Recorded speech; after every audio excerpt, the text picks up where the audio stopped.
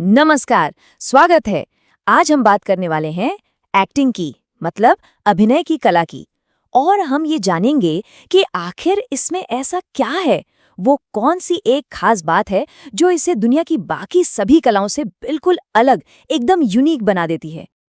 अच्छा, तो अभिनय को समझने के लिए हमें सबसे पहले एक बहुत ही बुनियादी सवाल पूछना होगा। एक ऐसा सवाल जो हर कला पर लागू होता है। चलिए, किसी भी कलाकार के बारे में सोचते हैं। एक चित्रकार को ले लीजिए, उसके पास क्या होता है? कैनवास और रंग। एक मूर्तिकार, उसके पास है पत्थर या मिट्टी। और एक संगीतकार के पास होता है उसका साज। मतलब साफ है कि कलाकार यानी बनाने वाला और उसकी कला का माध्यम यानी वो चीज जिससे कला बन रही है, ये दोनों हमेशा दो अलग-अलग चीजें होती हैं। मगर एक कला ऐसी भी है जहां ये पूरा का पूरा नियम टूट जाता है।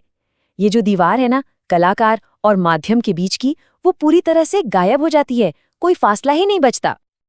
तो चलिए इसी को समझते हैं। हम देखेंगे कि कलाकार और माध्यम का रिश्ता क्या है, फिर जानेंगे कि एक एक्टर इस रिश्ते को कैसे बदल देता है, उसके अपने औजार क्या हैं और कैसे आखिर में कलाकार और कला एक हो जाते हैं। तो पहला पॉइंट, वो बुनियादी फर्क क्या है जो एक एक्टर को बाकी सभी कलाकारों से अलग करता है। तो जैसा कि हमने अभी अभी बात की, ज्यादातर कलाओं में बनाने वाला और उसका माध्यम ये दो अलग चीजें हैं, लेकिन अभिनय में ये दोनों एक हैं, बिल्कुल एक। मतलब कलाकार ही माध्यम बन जाता है, ये दोनों एक ही वजूद का हिस्सा हैं। तो फिर सवाल ही आता है कि भाई, अगर एक्टर का माध्यम कोई बाहर की चीज नहीं है, कोई कैनवस नहीं, कोई पत्थर नहीं, तो फिर है क्या? और इसका जवाब जितना सीधा है उतना ही गहरा भी।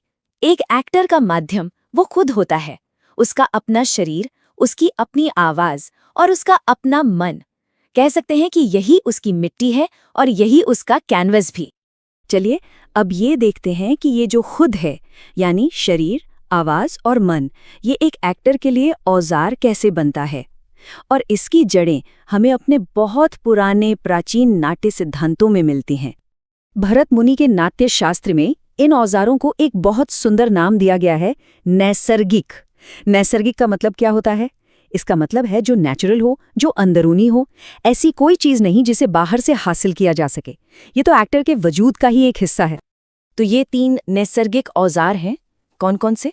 पहला है आंगिक, यानी शरीर, उसके हाव भाव और हरकतें। दूसरा है वाचिक, यानी आवाज, उसका लहजा, उसकी बोली।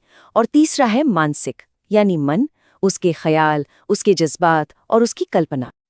अब यहाँ एक बात समझना बहुत बहुत जरूरी है। इन तीनों में से जो मन है, यानी मानसिक, उसे मूल स्रोत कहा गया है, असल सोर्स। और ऐसा क्यों?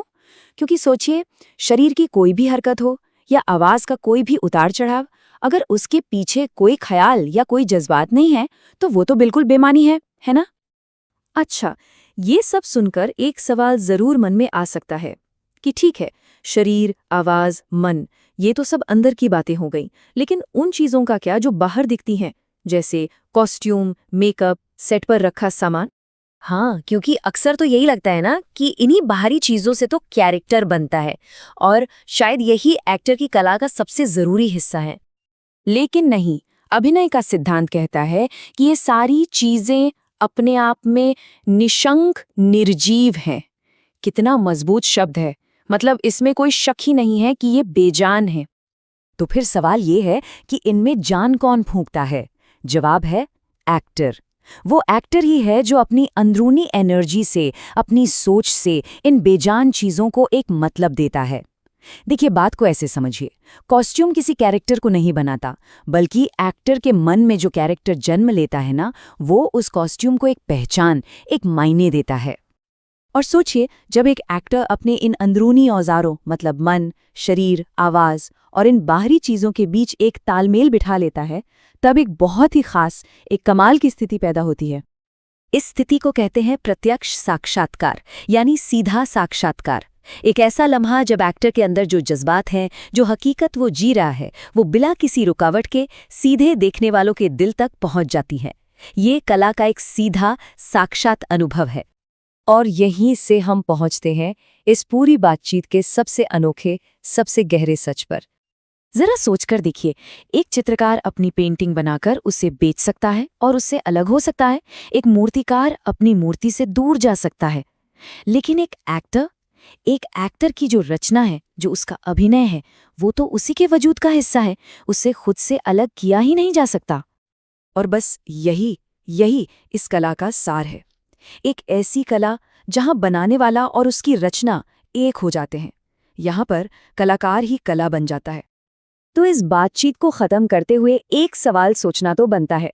अगर एक एक्टर का कैनवस खुद इंसान का वजूद है, तो फिर ये कला हमें इंसान होने के बारे में क्या सिखाती है? इस पर जरूर सोचिएगा।